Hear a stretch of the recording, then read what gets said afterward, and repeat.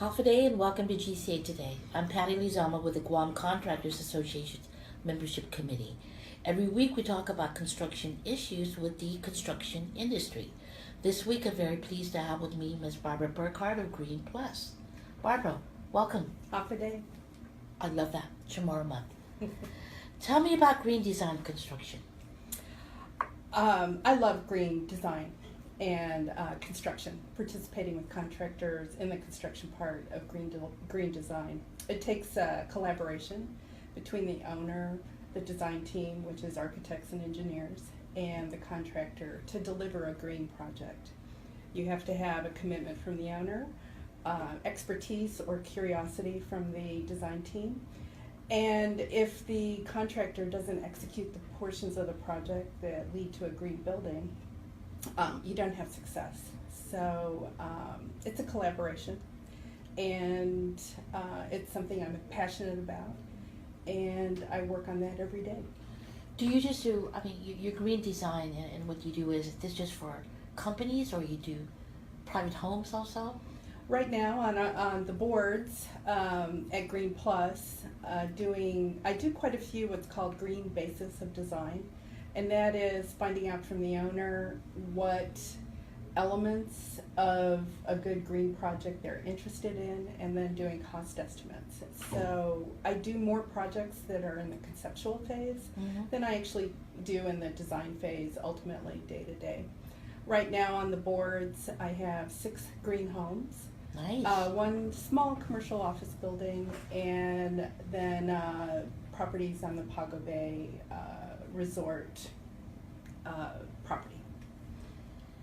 Tell me about green. What does that mean? You know, you hear that you go into companies or banks most especially, and it has a huge sign, beautiful sign that this is a green building.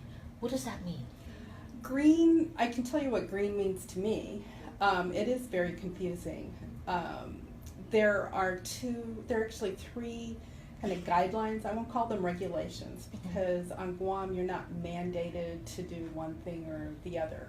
There are some recommendations and proposed regulations, and the 3 that I follow are first principles outlined in a non-government agency, a nonprofit, and they publish their guidelines, and they're called LEED, L-E-E-D.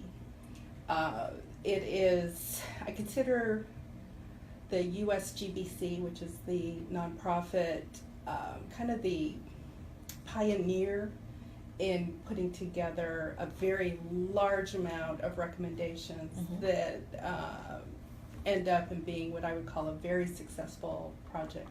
Not everyone can afford the cost to actually get the certificate, but that doesn't prohibit you from following the guidelines and what they set out. I first came to Guam as design manager on the Coast 360 project, and Nice. that's what brought me to Guam. What I love about Guam is that as opposed to the States, is in the States you can kind of ship your garbage into another county. They put it on barges and they float it out into the ocean and they dump it. Here on Guam, we're on an island, and when you throw your garbage away, you're probably going to see it out in the ocean, or you're going to see it out on the beach. You're going to see your neighbor's garbage in your yard or on the road. You know, I love Guam as an island because we can't take our problems elsewhere. You know, you have to fix it here. you have to be responsible for it here, and it's such a small island. If you ignore it, it comes back, and you see it, you feel it, you smell it, it impacts you. One of my favorite statistics about Guam is our beaches and our reefs and our beautiful shores bring in $125 million in revenue to Guam every year. So it's to our advantage, it's to our economic advantage to do everything we can to keep the island clean, keep our beaches clean, keep our coral reefs alive. Oh, most definitely. Because yes. it impacts just one of many industries, and that is our tourist industry, and certainly our personal enjoyment of the beaches in a huge way. So It would be ideal then to have just everybody a green building, Yeah, and there's another statistic I was not involved in this study, but when they did the environmental impact statement on the military buildup, the military and the federal department, all the federal departments, they must actually build towards something called a LEED silver level. So there are many projects inside the fence, the new IRS building, many federal projects on Guam are LEED silver, and that's been going on for 10 to 15 years. In the EIS, there was a statement that I'm going to quote. I have no facts on it, but I'm going to quote that a home inside the fence during the military buildup, all the new homes, will consume 8% of the resources a typical home on Guam consumes. So you have your power bill, you have your water bill, you have the cost of construction, etc. on your private home outside the fence. Something built inside the fence is 8% the cost of what we do, and that's on a long-term operating, basis. 8% of what we do outside the fence. So it's not just a beautiful place to live. It costs money not to be green, and if you have a green home, it may cost a little bit more up front. You may need to build a smaller home, but the cost of owning that home will be considerably less over time if you consider green principles. Yeah, and you kind of build for your next generation. Yes. You hope that it's still safe, most especially Right. for your family and the environment. Right. Part of the green principles is, you've heard Peggy Denny say, reduce, reuse, recycle. Yes. Right. Yes. So how does that play into new construction? Reducing waste to the landfill includes materials in, for example, your home or your office building that wear out faster. If you buy something for a few more dollars, it's going to last 20 or 30 years. Less waste is sent out to the landfill than if you buy something that only lasts 2 or 3 years and you have to continue to replace it. Yeah. So Yeah. there are a lot of considerations, and yes, something costs a little bit more. If you buy something that has a 20 or 30 year lifespan, it's going to cost you more. It will also have a written warranty. You can hold the manufacturer accountable to that, but it's going to cost more.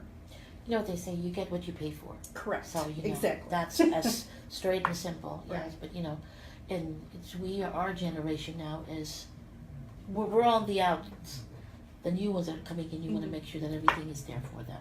And I find young people are very interested in green. Oh God, yes, I know that. I think in the last federal administration under Obama, there was a lot of talk, and then I think actual statistics that green creates jobs. So there's a whole new industry called the solar industry, new jobs, new manufacturing.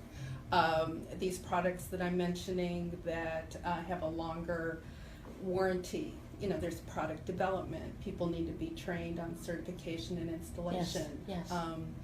Green, in my opinion or my vision, is that green creates jobs. It creates scientific research, and young people I find are very interested in those areas of green. It's exciting to them, as exciting as or more than it is to me. You mentioned earlier about a green silver building. What does that mean? In LEED, there are 4 certifications. The first is just called certified. You meet the minimum requirements.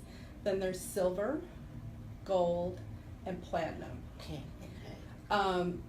The interesting thing about certified is that if you build a building in accordance with what I would call Guam regulations and good building practices, you actually meet certified. And the basic requirements for certified are that you have 0 stormwater runoff from your property. And that's a minimum requirement. That's minimum report. And it's a minimum requirement on Guam. It's on your permit. It's why you hire a civil engineer. Yeah. Another is you need to reduce your energy envelope, which means I can't think of one business person or homeowner on Guam that wants to pay more for their AC. Oh. No one wants to do that. So on Guam, there's always an incentive to lower your electrical bill, get an Mhm. efficient AC unit in, and and there's some things I can recommend to people that are above and beyond just the efficiency on your AC unit to reduce So is costs. Coast 360 a green silver building? It's actually a green gold. Nice. It exceeds, well, it's not certified, it's not silver, it's gold. The board of directors approved a number of items which gave us additional points to go from silver to gold. Beautiful. It's a beautiful building. Thank you. Very And much. it's almost going on 9-10 years. I think it's Are you aging serious? well. Yeah, it looks, I'm sorry, I'm biased. It looks very fresh to me. And the planting Yeah. is very nice. Yes. One of the points we received on Coast 360 is you get a point. We might have gotten 2 points. You have to have 50% or more of your property light reflective or landscaped, and that means if you have a white roof plus your landscaping around the building, you can have 50%. You can meet that 50% criteria, and Coast 360 has that. I would encourage anyone to just walk up Yeah. to that building. And my experience walking into a typical Guam building is it's hot off the parking lot, Mhm. and then walking up to the door, you're just hot. You can't wait to open the door and get in. My experience, even today, is when I walk up to that building, I'm cool, Yeah. And as Yeah. you approach the building, we have shades, so you're not only cool off the parking lot. Once you get into the shaded areas approaching the building, it feels cooler. There isn't as much glare. It's just more comfortable to approach that building. I agree with you because that is my big. So Yeah. I love There it. you That go. building is beautiful. Yes, and I didn't think it was 9 years old. Wow, Yeah, nice, yeah. nice. Since I started construction, it's been Well, a while. If anybody wants to get a hold of you, how do they find you? My Contact number? my contact number, they can reach me at barbara@greenplusguam.com. Okay, very good. Well, Barbara, I learned a lot. And, it's not just the green paint. There's a lot of meaning to that green building. Thank you so much. That's it for today, and we'll see you next week.